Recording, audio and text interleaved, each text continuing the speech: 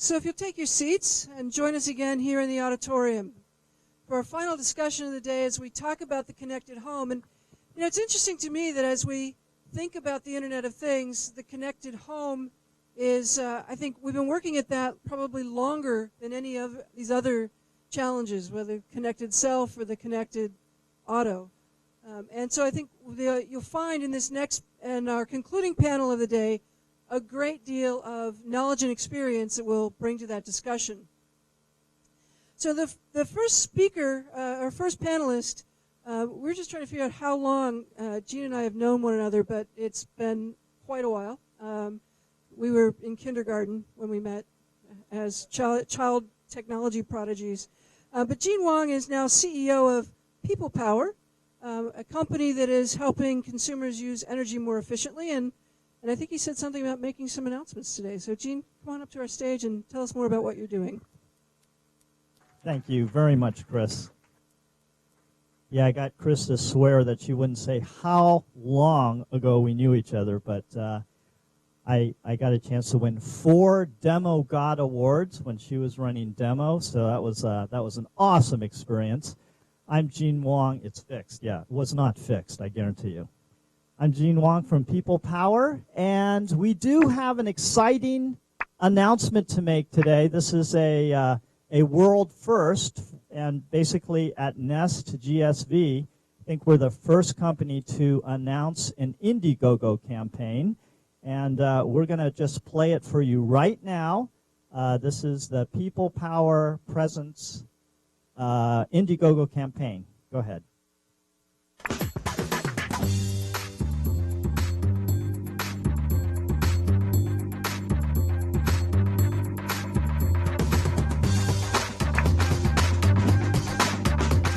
Hi, I'm Jean Wong from People Power, and we want to make smart homes affordable for everyone and controlled from your fingertips. We've launched an amazing app called Presence that turns your spare iPhone or iPad into a Wi-Fi video camera. It's free and you can download it today. And the feedback has been tremendous. And now we really need your help. We're launching this Indiegogo campaign to enhance Presence with awesome capabilities that you're going to love. First, the brand new Presence Pro will support longer, more frequent, and higher quality video clips and web browser support so you can view multiple cameras simultaneously from your laptop. And user permissions where you can give people different access rights to view and control devices. Second, we'll take the free version of Presence beyond iOS-based cameras by adding Android support, smart plugs, thermostats, and robotic camera holders. This will enable simple yet powerful rules like turning the light on and the heat up when I come home, or turning things off when no one is around. Finally, we want to open the Presence platform to both hardware and software developers so they can easily add new connected devices and new software intelligence. Here's some examples of what our users are already asking for. Now that my kids are old enough to walk home from school, I like to make sure they get home safely, even when I'm gone. I'm about to have a baby, and I want to be able to check on her every time she cries. And when I go back to work, I definitely want to check in on the nanny. Last year, my house was broken into twice, so I got a security system which cost $1,800 plus $48 a month. I don't want to pay this much, but I also want to feel safe in my home. I really like Presence because I can watch my dogs while I'm gone, but it'd be great if I could use it to turn the lights on for them after it gets dark. With your help, Presence Pro will be the solution to these problems. Check in on your kids whenever you need to and adjust the temperature manually or automatically when they get home. Set up a lightweight security system so you can get the alerts and decide whether or not to involve the police. Monitor your pets from anywhere to give yourself and your pets peace of mind. The Presence platform can open up new streams of revenue for developers and manufacturers or hackers who simply want the ultimate control over their homes and devices. Developers and manufacturers can add and sell their own connected devices or build their own apps on top of our Presence platform. And what's really cool are the analytics that can make your home behave however you want. Not just in this if-then kind of way, but in a tell me if my house is going to explode kind of way. All you need are good ideas. If you'd like to use your smartphone to control your smart home with a simple, inexpensive system that's built to support developers, please contribute to our Indiegogo campaign. Together, we'll build Presence Pro to make your home smart so that you can stay connected with the people and things you love. Thank you very much. So that was the premiere of our Indiegogo campaign. Thank you. Thank you very much. Yeah, and you can download Presence for free on the App Store. Hope some of you check it out. If my dog had any more peace of mind, I'm not sure what she might just have a heart attack and die. All right. Thank you very much, Gene. We look forward to learning more about that. And our next presenter is Michael Pfeiffer, who you may have traveled the furthest if he's come here from Hawaii. And so welcome to our stage, and tell us more about IBIS Networks. Thank you. Thank you very much. Yes, traveled from Hawaii. Nest is an awesome place, and they invited me to come up and participate, so thank you guys. Quite an honor, and been a great day. I'd like to start my presentations off with a couple of simple questions. Do you know the answer to this? Probably not. Do you know how much energy your coffee maker uses? That one back there today you've been using is close to $1 so far. We had a smart socket plugged into it. So if the answer to those two questions was no, then the answer to this one should be yes. The death of 1,000 cuts begins with every electrical appliance that you plug into a wall socket. This is a big problem. IBIS Networks, we're not IBIS Energy, we're IBIS Networks, and I think you'll understand why. We're a company based out of Hawaii, 5 years in the making. I recently came back from venture capital mode to run a startup. I'm not sure why, but having the time of my life doing so. It's great to be back in startup mode. What's the problem? The problem is today, and my focus is really more on the enterprise, so not the household, but we're going to tie it all back together. 40% of the energy that you use in your office comes out of the wall socket, and you have no way to control or measure that energy consumption right now. So what is the solution? It's actually in my back pocket. There it is. This is an IntelliSocket. There's lots of sockets out there. Lots of people have created these sockets. Ours is a little different. We're enterprise focused, not household, but you can do the same thing with your household, which I think is sort of the point of our panel. You plug in thousands of those smart sockets into the wall. They form a mesh network and talk to the server. They do so with military-grade security. They then measure energy consumption for every device that's plugged into the network, and you can then control those devices when you're not going to be in the office or not needing those devices. And this way we can save a tremendous amount of energy for schools, hospitals, hotels, state and federal buildings, the military, large private institutions like this who need to save energy. We're secure from the ground up and the cloud down, proprietary system. Happy to talk about it at more length. We don't have much time. So this is a coffee maker, typical day. The green line at the bottom is what's important. Those little spikes are actual episodes of making a pot of coffee, but that thing's using 50 to 60 watts at all time. That's sort of ridiculous when you think about it. This is a Xerox copier. So if you see the area that's down there, that's nighttime when it's supposed to be in ultra sleep mode, sucking 165 watts at all times. That's not very efficient, and when you have hundreds and thousands of devices, it starts to add up. So we're really aiming to solve this problem for large institutions, but the lessons can be learned and drilled down, and the behaviors learned and drilled back down to the household, which is what I think is important for today. We've got various different revenue models, which are very interesting, and if anyone wants to talk about them, I'd be happy to talk about them. This is the obligatory, yes, you're all accredited investor, we're raising money, come talk to me later. You know, we are building the Internet of Things. There are thousands of buildings out there. There are millions of wall sockets. There are billions of devices. We have a very easy, cheap retrofit that makes a smart grid and gets this all happening in real time. Thank you.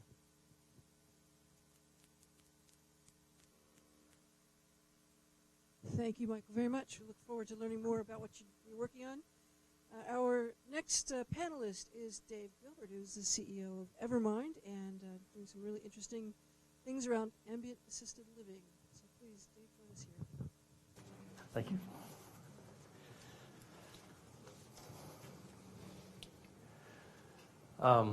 So the product that my company is doing is very similar in what the problem it addresses as my friend David Glickman's product earlier from Lively spoke. And so we're not in the business of doing energy management. We're in the business of using energy management or looking at electrical appliances as a way to determine if someone is okay in their home who's living independently. So let me tell you about what that looks like in detail. Here's the problem that we're addressing. We're all used today to being able to communicate with each other and keep up with each other, have an ambient awareness of each other through social media. So if my niece wins a volleyball tournament in Michigan, that gets posted on Facebook, I see it. If my mother reads an article in the New York Times, that gets posted on Twitter, and I see it.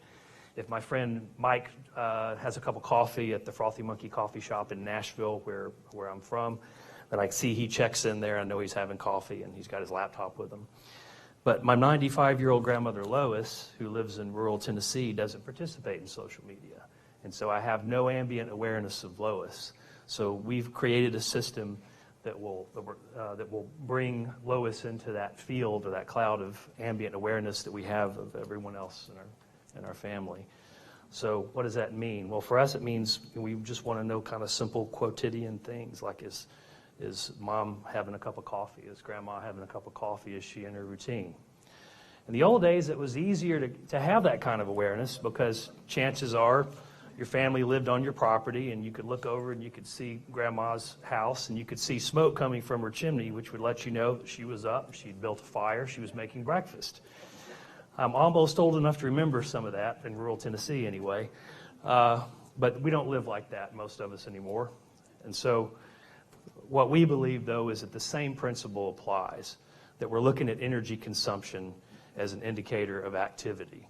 That energy consumption is not a fire now on a stove, it's electrical energy usage in the home from common household appliances. So here's how our system works. It's very simple. You plug one of our power monitors into the wall, you plug in an appliance that you know your loved one uses in a predictable way, like a coffee pot. Information gets sent to our server. We know if it gets turned on and off, and then we tell you that your loved one is in their routine or that they're not in their routine. We provide 3 power sensors so that you can monitor appliances, which will give you a sense of your loved one's daily life at different intervals throughout the day. So here, computer or television and a bedside lamp as well as a coffee maker. We're still about 8 months away from shipping the product. This is industrial CAD renderings. May not look like the final product, but like my colleagues here, we have a wireless mesh network as well that we use, and one of our devices also has a cell phone data modem in it, so you don't have to have the internet in grandma's home for this to work. After you set up the appliances, or plug in the devices, plug in the appliances, you go to the website where you identify the particular appliances that you've chosen to monitor.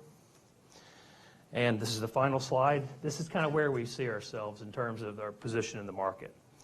So if we look at a continuum of frailty, it may be that with some of your older loved ones who live alone that phone is enough, or if they do email, you've got email, and that's enough for now. On the other extreme, before someone goes into skilled nursing, they might require quiet care or grand care or a more intrusive and complex monitoring system. Those have their place.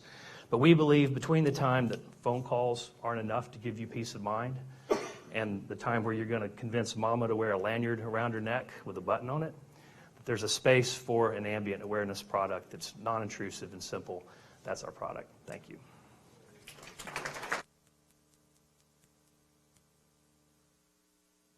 Thank you very much, Dave. And I love the shoes. You get best shoes on any panelist today. Absolutely. All right, and our fourth panelist to join this conversation is Kevin Fox. And Kevin directs user experience at Electric Imp. You want to tell us more about what you're working on? Absolutely. So in the last panel, you might have heard them talk about the stovepipe problem, the vertical solution. Is the microphone on okay? Okay, cool. All right. You may have heard them talk about the stovepipe problem of vertical solutions. That is exactly what we're here to try and ameliorate. Let me go to, no, that's the wrong button. That's definitely the wrong button. Okay, all right.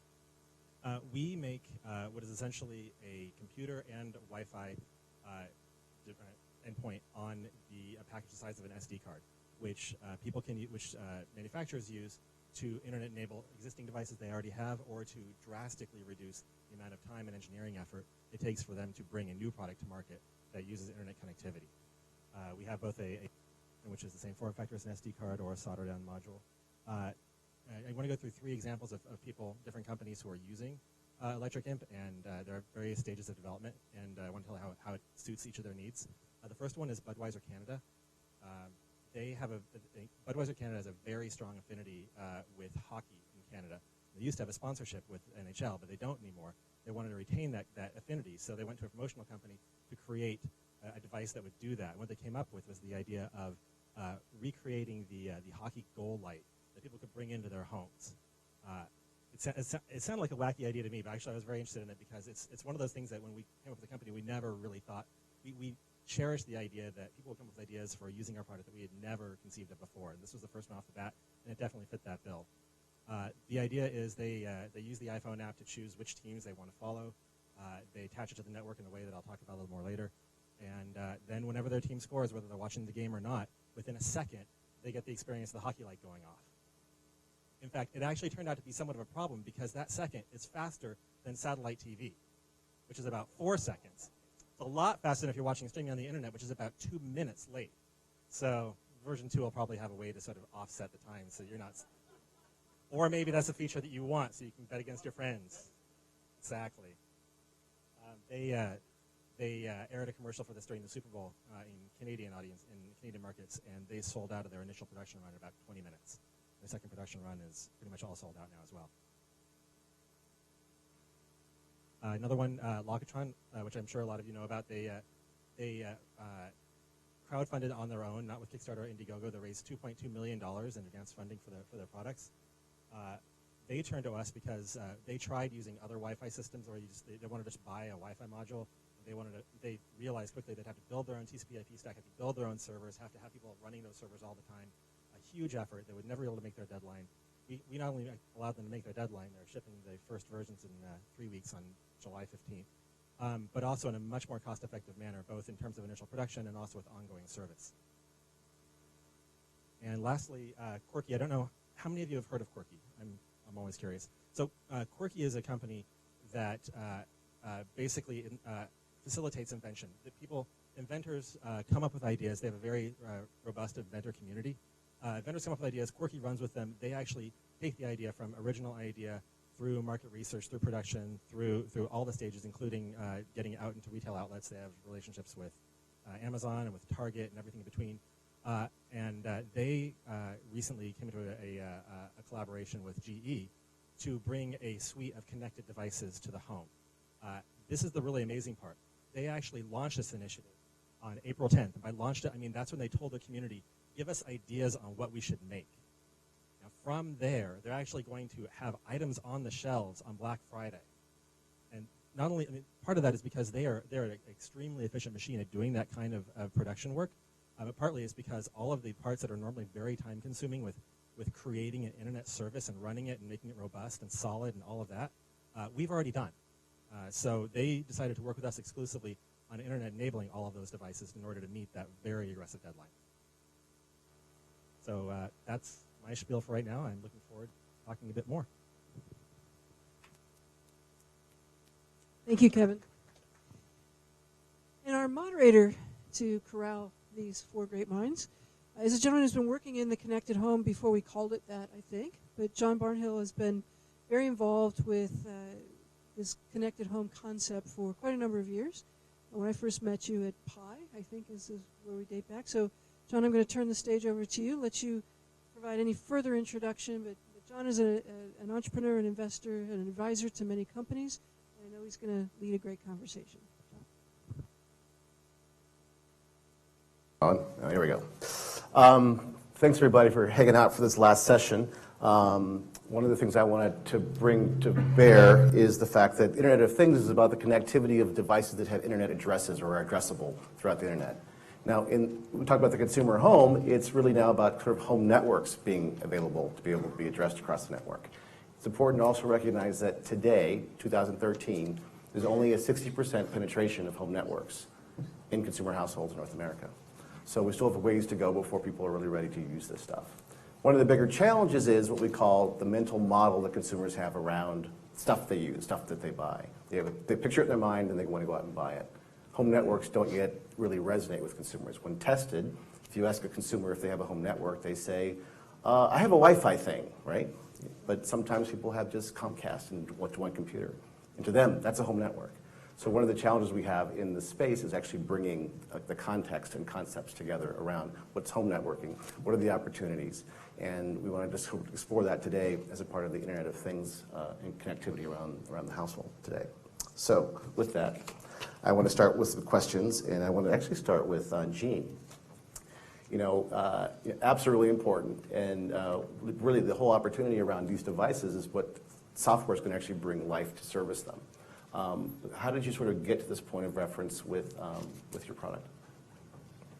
Yeah, thank you. People Power actually started as a clean tech company, and one of the horrible discoveries I found after selling my last company, Bitphone, to HP, and wanting to start a company that is doing good while doing well for our shareholders is actually getting consumers to care about saving a few bucks is very difficult. So we ended up trying to tie with things that people really, really care about, and kind of like what David was saying, actually, people have other people that they love. People have pets that they care about. People have things that they cherish. And people do not want to spend a lot of money. So that's why we came up with this breakthrough idea called Presence, where for free, we allow you to build something that is a service where you can connect with the people that you care about the most, and then you can expand it yourself at your own pace in a cost-effective, do-it-yourself way. So that has really helped us get to where Presence is downloaded, thousands of times every day. We're being used in over 100 countries. We're covered in, USA Today, and actually today we were in the Wall Street Journal. We really are able to, I think, kickstart the Internet of Things by starting free with something that leverages on something that everybody or a lot of people have that does not require actually an in-home Wi-Fi network because it runs on cellular. And you can get started and then expand into a full-blown Internet of Things. Great. Cool. So Dave, given that sort of perspective, how would you add to that?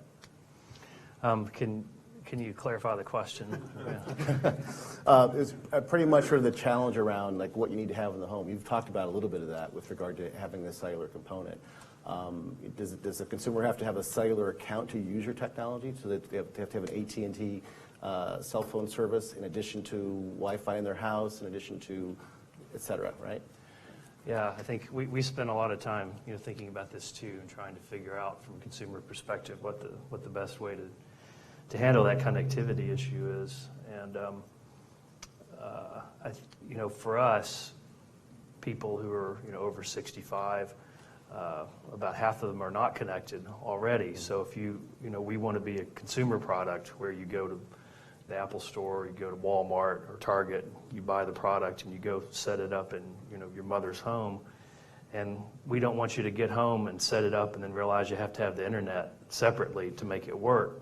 And then you call Time Warner or Comcast, and you bought this product, now it doesn't work. You got to go do this extra thing. So we think that's a non-starter. I think that some of the products like the Philips Hue, which I think is doing pretty well. Pretty cool product, it's an Ethernet device. And it's real simple. You don't have to worry about, any of us who've played around with Wi-Fi know how challenging it is to get a Wi-Fi device set up on your Wi-Fi network. You've got different kinds of routers with different ports open and closed, and you don't know exactly what you're dealing with. Plus, you have to have a good interface if you want to. Nest does it well. Nest, the thermostat, does it well. But then that thing's a little computer. So unless you want to give somebody a little computer with an interface, Wi-Fi is real challenging.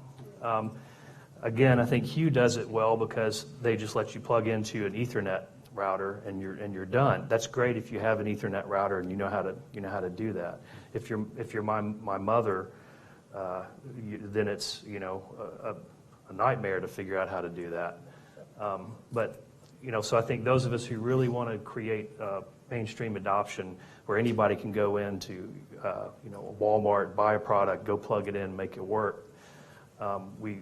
I think cellular is the best way right now, and those prices will keep coming down, I think. So does the consumer have to go get a separate cellular account, or that's something that's part of the service model that they pay you for? Well, there are different ways it can be done. We have assumptions about the right way to do it.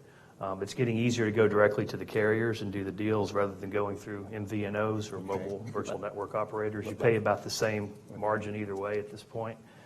The carriers are getting much more aggressive about reaching out to startups. And, they spend a lot of money building and maintaining those networks. And so it's nice to be able to benefit from all that work that they do. So it's like the Kindle Amazon model, right? Sort of thing? Yeah. Okay, great. Yeah. Kevin, what do you guys have had this challenge. You spoke about it briefly with the different latency issues around the experience, right? So how have you guys thought about that, especially now, what you've learned going forward? Well, to put that in context, our challenge was that Wi-Fi is too fast. Right. So I'll start with that. But I totally hear what you guys are saying about the ubiquity of cellular versus Wi-Fi. We chose to go with the Wi-Fi path for a couple different reasons. Number one, cost is cheaper to put Wi-Fi into a product. Number two, the path of adoption in Wi-Fi is extremely high. It's getting more and more every day, especially among the groups who are buying this. The general groups who are buying devices. Now, obviously, devices for elder care do not fit the general demographic. In fact, they are more closely inversely correlated with that, so it totally makes sense.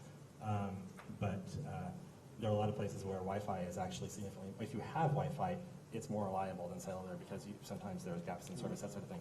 I'd like to actually do a really quick demo on one thing. It's a common criticism of Wi-Fi and of that one is how difficult it is to set something up onto a Wi-Fi network. That's actually one of the things that we've done exceptionally well at feeding, and I'd like to show that for you if I can. This is the Budweiser red light that I mentioned before. You're going to push the button. No, I don't have to. Okay, good. Salva's going to move out of the way. Yeah. So, can we help you? Sure, if you can hold that for a second. Sure. Yeah. Okay. Just pop the card out first. So, what we've done, most people have to create a separate UI for entering, Nest has their dial for entering something, or you plug it into a computer, or it creates its own Wi-Fi hotspot that you connect to with something else. These are all arduous and not something the average consumer will be able to do. What we have on the edge here is a little photoreceptor. It's just a little, there's an LED, and there's also something that can detect light. Now, if I put that in here, they actually chose to have this user upside down. It doesn't. It's supposed to be upside down. Okay. Cool. So what we have a library which we give to anybody who's creating products with our chip, and this is Budweiser's example of that. It actually gives them the opportunity to enter the network credentials on here. They can choose the network they're attached to. They can choose a different network if they want to configure one for somebody who's not where they are now. They hit next. There's instructions on what to do here, which is basically hit ready, and then put it in front of the device. Oh, that's cool. And what it's actually doing is it's flashing very, very quickly at 60 hertz, black and white. It's transmitting the Wi-Fi credentials to the device. Wow. Now, if I'm lucky, because the gods of Wi-Fi and cellular have to both. Oh, there we go. Green light. Excellent. Which means. Oh, I should not have turned my phone off. I was reading Napoleon had a similar signaling technology. He did. I'm going to do this one more time because I turned the phone off and I should have kept it on. Basically what it does is once it gets the Wi-Fi information, it goes online, it sends a token up to the server, which then goes back to the phone, which completes the loop. The phone is now associated with the device. Yeah, so of course it's contingent on the Wi-Fi network that you're using, which sometimes if you have It's changing colors now. There you go. it is changing colors, which means it's trying to associate. Now you've done it. See, this is the problem with trying to give a demo at a place that has 100 people all on Wi-Fi right now. All right, well, we'll get to that later. I can do demos during cocktail hour, because it really does work, and it's actually very good at it. There you go, green light. Did I get a green light? Yep, you did there. All right, well, anyhow, we'll deal with it later.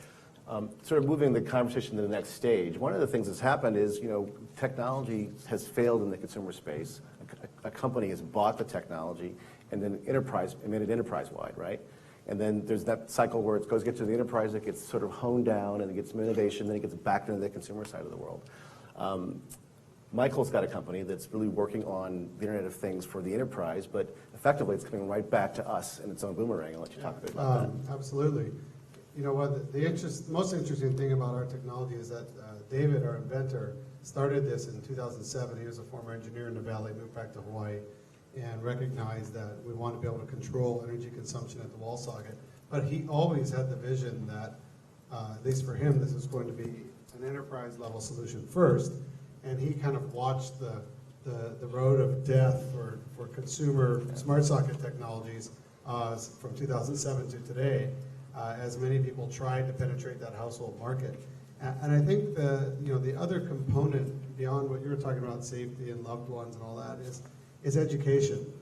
And what we've really seen with the enterprise level solution that we have is big businesses. We do a lot of schools. There's a big educational component. Making the user interface friendly, making it intuitive, and letting people see very quickly which kinds of devices are energy pigs and which ones are pretty efficient, is where you start to see people change their behavior. And so our feeling is how we tie back to the home is we try to make our user interface not just for the guy in the back room.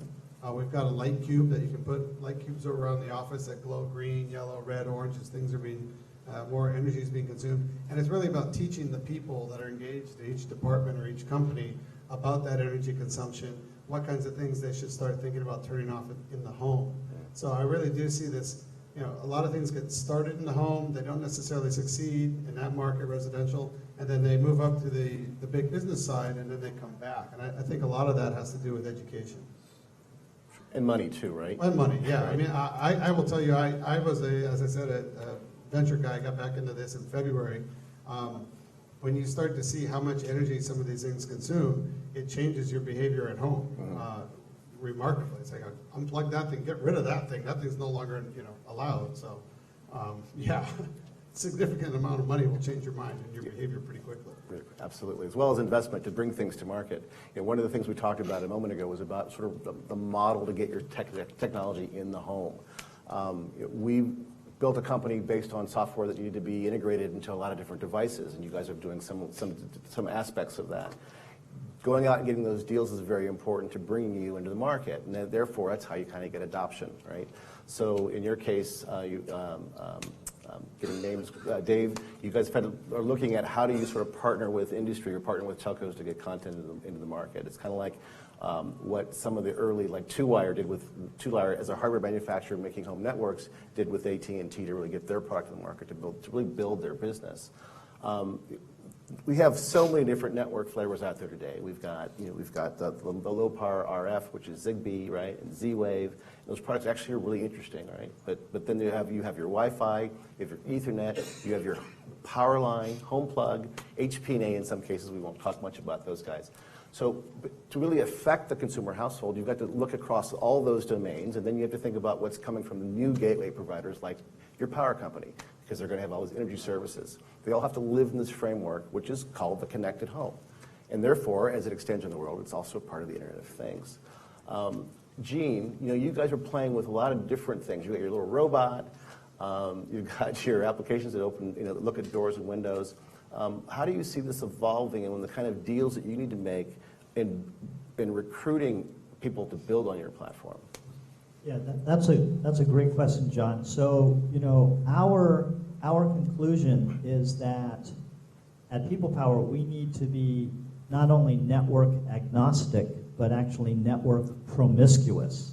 So we do not any longer think that one network protocol will own the Internet of Things. You know, it's not going to be just Wi-Fi, just Zigbee, just Powerline, just whatever. It's going to be a whole mix of protocols, because fundamentally we're talking about going from 5 billion connected devices to 50 billion connected devices of all flavors, all types, speaking different protocols. So what we're doing at People Power is we're partnering with manufacturers such as, you know, Monster, Panasonic, and others who are building devices that can ship to their customer bases, even if they're speaking different protocols. And we have this flexible connectivity layer in the cloud. And then furthermore, we are opening up our Presence developer platform as an open platform where you can start for free, you can serve yourself, and we've had about a dozen companies who have built their applications or services on top of the People Power Presence platform. You go to developer.peoplepowerco.com, you can check it out, you can get going on it free, and then what we do is once you're on the cloud, then that integrates nicely.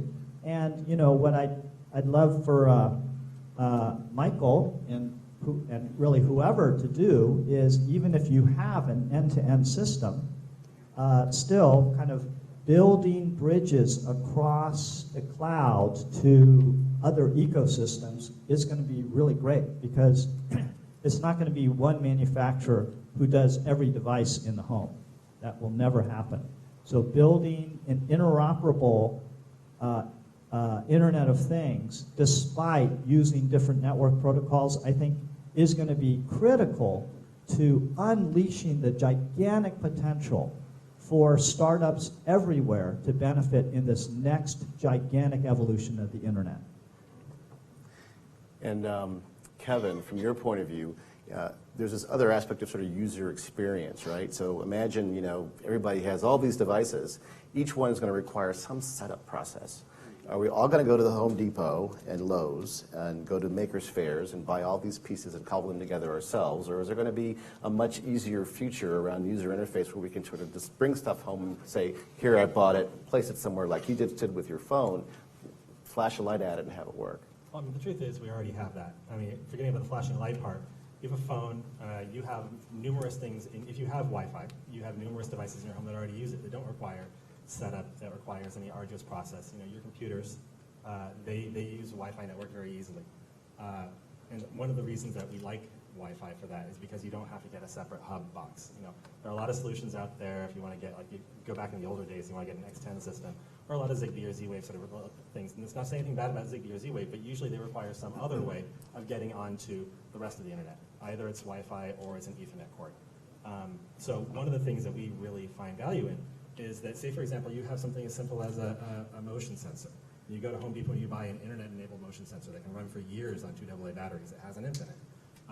You can buy that and you can stick it up on your wall and you flash it up, and that's it. You don't have to buy into a platform in order to use it. You don't have to get the starter kit that has, you know, the thing that gets it onto your internet and then talks its own internet, be it a mesh or some other lo-fi 433 megahertz network or something like that, something that's proprietary. We want to get away from that.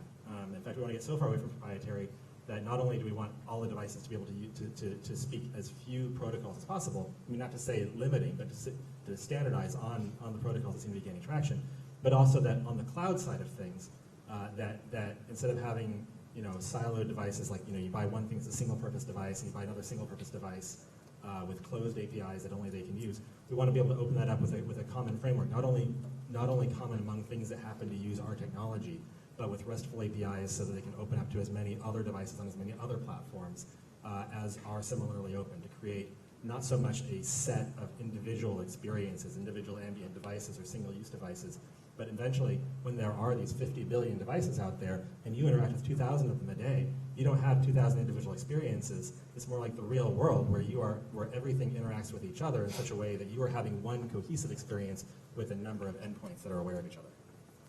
Wow, that was quite an image in my head. That mental model looks fairly complex. One of the things that's being talked about is we talked about all these devices out there. There's machine-to-machine communication and all this activity happening sort of automagically around us. There's this issue of that's our personal data out there as well, right? The behavior stuff that Dave's company is doing to sort of look after grandma, that's her behavior and information. So that certainly becomes an issue of control and concern.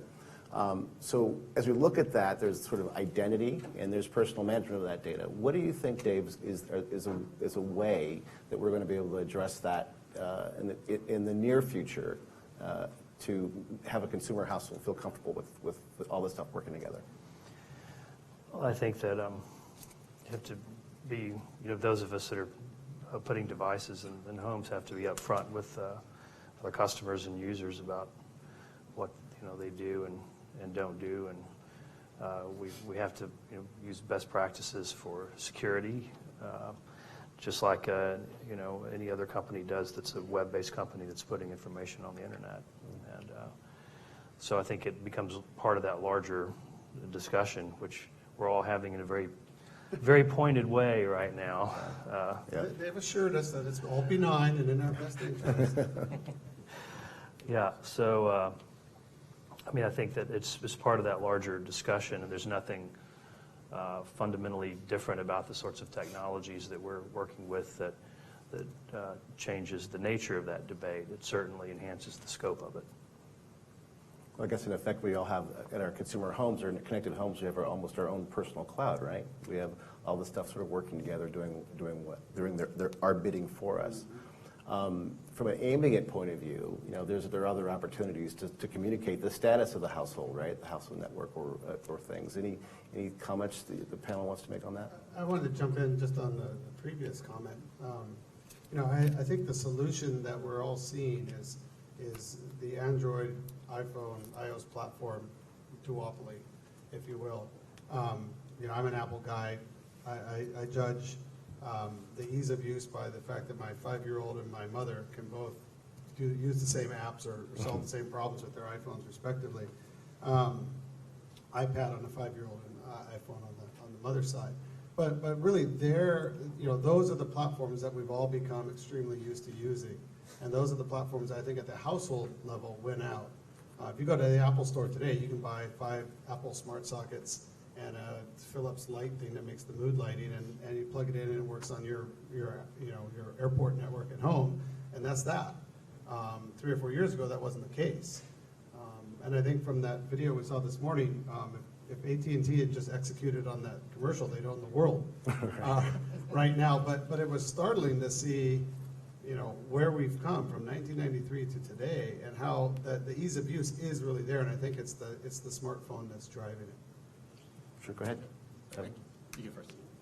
Don't hit me on the head. No, I completely agree. I completely agree. What I think is proven to sell is things that are sexy, and to us, sexy means simple, easy experience for you. And I think you nailed it on the head. And what we need to get to for the Internet of Things to take off is this very simple to install, anybody can use it, and it's a great user experience. And when we get there, I think there are billions to be made. Just one small note. I would totally agree about the dominance, ubiquity of the duopoly of Apple and Android. I would note, though, never to underestimate the future. I mean, this current duopoly started 6 years ago. That's a idling. I don't know what the future would be, but think about if Connect and other devices that have no real interface, they just are aware of you. The new Xbox One that's coming out this fall has a microphone that can't be turned off in your living room, and it's for your own good. That's what I say. But obviously it could be used for good, because if your living room has enough of a sensorium of what's going on in the room as another person does in that room, then conceivably with enough computing power and clever programming, that living room can do anything that another person could with the information that it has in the room. So maybe the next interface is going to be one that sort of disappears. And to build on what he's saying, by a show of hands, how many people have been to the Makers Faire or are familiar with Makers Faire? It was just here in the Bay Area. One of the biggest things, if you saw walking around, was probably one of the big warehouses was the Arduino development platform. Did you guys see those devices? So you're familiar with Raspberry Pi. Don't underestimate this huge swell of stuff that's coming up that all of our kids are going to program to do nasty things to us at night. So that being said, that's this other part of the leg of the chair that's going to be very much interest in the Internet of Things. But it also comes down to experience, right? And it also comes down to adoption. We're seeing the kids adopt this Arduino platform. I had to get my education there from a 10-year-old. But I want to look at like an example of what Budweiser's doing. How many of those did they sell? Definitely in the thousands in the first run, and roughly an order of magnitude higher in the second one. Hell, I want one. Can you give us a quick demo of what happens? Oh yeah, I would sure love to.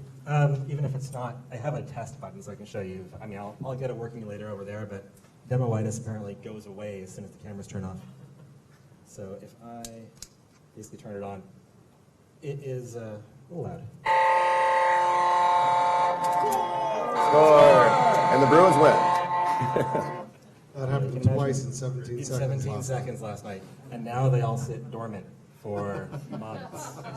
But it's okay, because they actually they run for 2 years on 4 D-cell batteries. And then next season they'll work. And at the end of the day, it's all about adoption, right? And it's all about distribution. The cell phone companies basically funded Steve Jobs' dream, right? They brought the iPhone because AT&T was willing to subsidize and revolutionize the market. They crashed their entire network, right? Almost crashed their business model. The opportunity here is about adoption. So as we build things for the consumer home, we need to look at ways to accelerate their adoption into the household. And it's happening today. And I think that the apps that are going to power devices and the devices that are going to be distributed like these guys are making are really, really key to that. And I'm looking forward to seeing, what happens in the next iteration of your network, right? Yeah, absolutely. So, we envision part of the network component to our business is we envision layering more and more sensors onto, advanced IntelliSockets and bringing those to our customers. Because what we're seeing, the next generation of house and business energy efficiency and smartness, if you will, is driving control down to the person level, the granular level.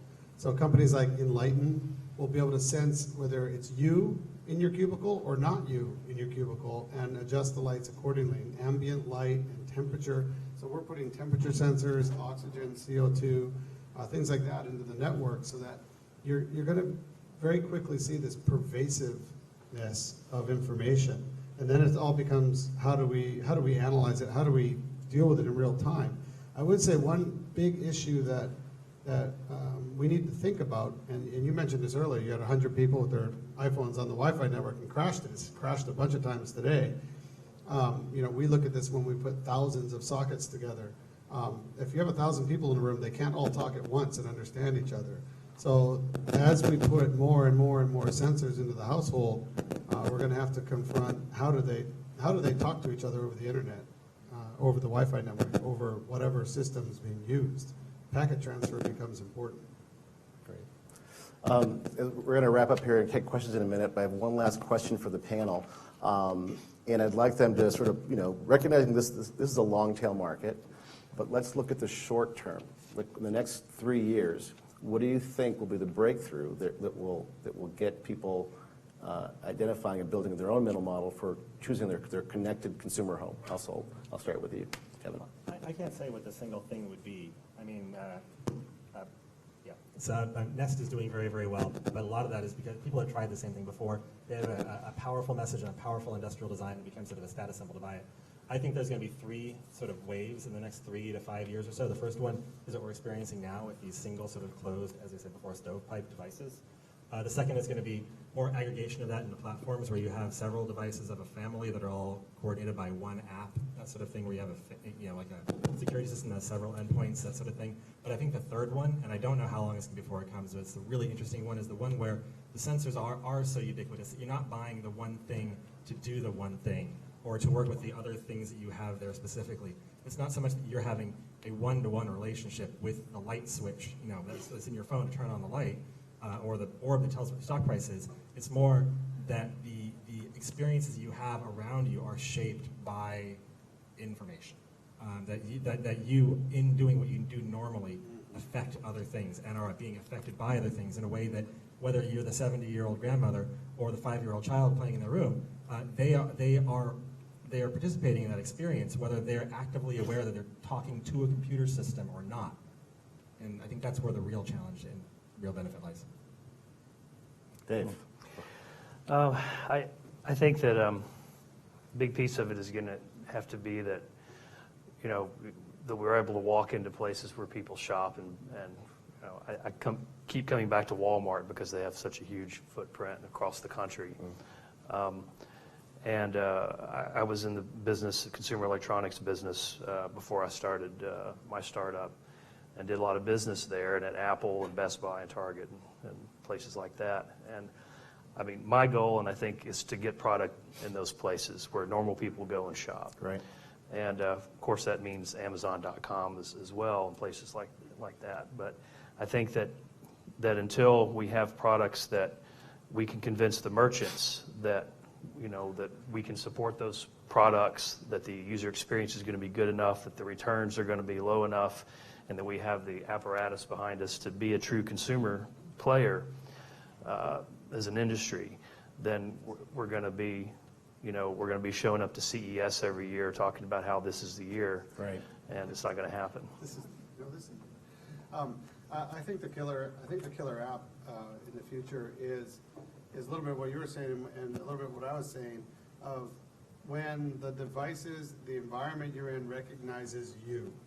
And whether that's because you're carrying a phone and it's recognizing you, or it recognizes you because the sensor sees your gait, or whatever it is, I think the switch will come, the big adoption will come when you entering a space causes a bunch of things to react in a smart fashion.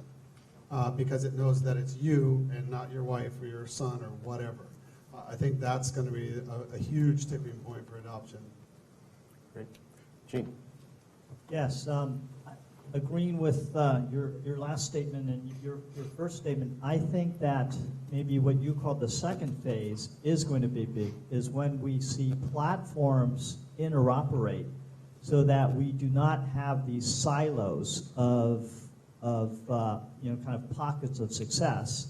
Nest has done a great job with the thermostat, but as we have, say, 20 connected devices in our home, we're not going to want 20 apps, kind of one for each device. That's just going to be a nightmare. So being able to have these unified experiences which sense our presence, as you were saying, which can follow us around and fit into our daily habits, as I think Marissa Meyer says at Yahoo.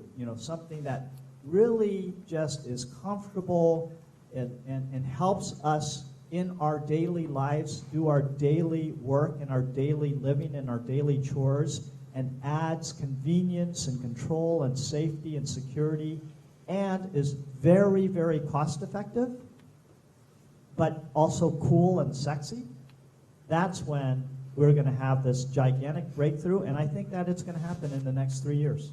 Well, I think we're on our way, and one of the things that I want to sort of point the audience to are integrated services that are just coming on the market today, like the Verizon Home Monitoring Services, the AT&T's Digital Home, the Xfinity Home Security and Energy Management Framework. These are just the beginnings of opportunities, and I have a company that was building a product for Best Buy's Geek Squad to integrate a platform of other technology developers to support in-home home networking and connectivity.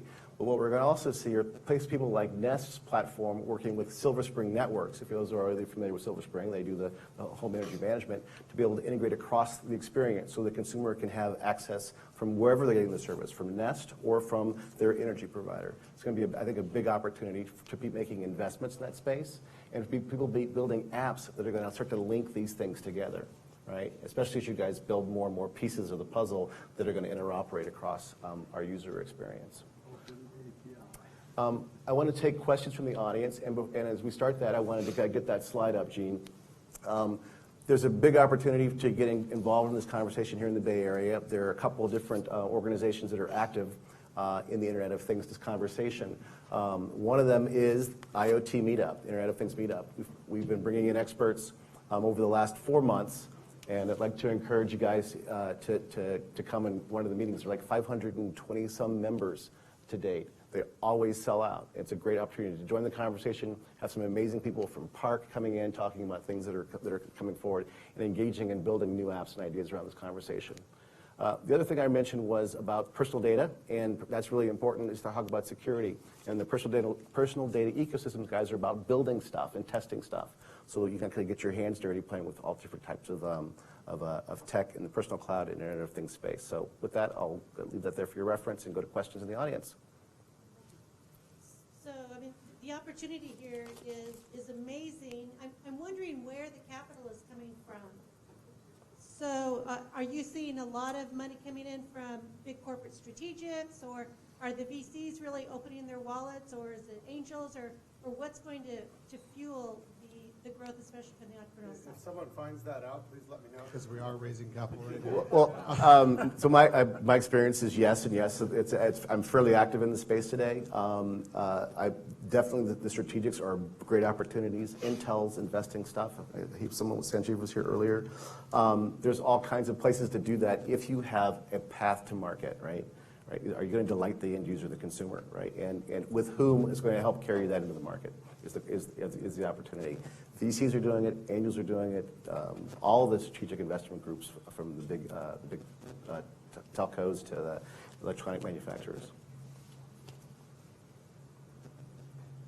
Dean Tucker's my name. So I have a question really on the business models. So when we talk about Nest, I'm assuming they don't really want to open up their APIs to you because they want to make money on that, right? So if you're a hardware guy, are you going to sell hardware, or are you going to sell the services that lie on top of the hardware? And how do you really make that integrate and not break the business model and get them to share it with you? You want to answer that, Kevin? Sure.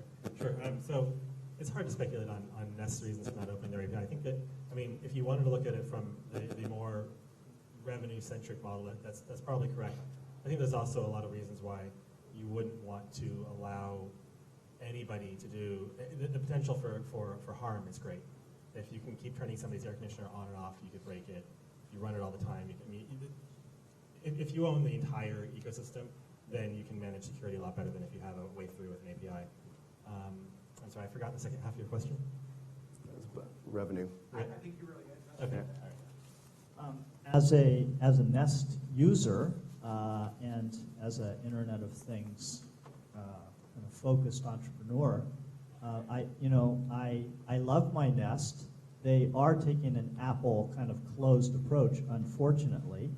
I think that it is possible because it's just broadcasting over Wi-Fi to kind of communicate directly with those devices. Now, I think that's certainly at People Power we have tons of stuff to do. So if you want to go back to that, I'm just turning on the light from my hand right there. The light that just turned on, I'll just turn it off so that those of you who can see, that's our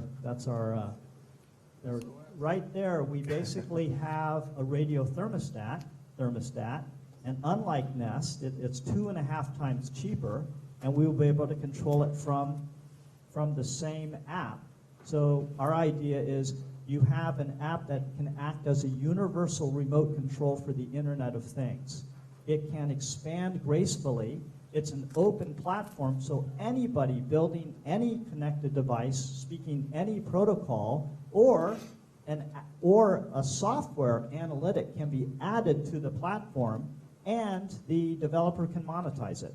So I think that's a much more powerful model than a kind of a closed proprietary system, although I must say that I love my Nest. They've done a fabulous job in the industrial design. And I fully agree with everything you're saying about that. Electric Imp has exactly the same views on it. I would also say that probably Nest's closed environment will only stay closed until somebody else with a good industrial design comes out with a thermostat that has an open API. Once it becomes a differentiator, I think they'll probably open it up.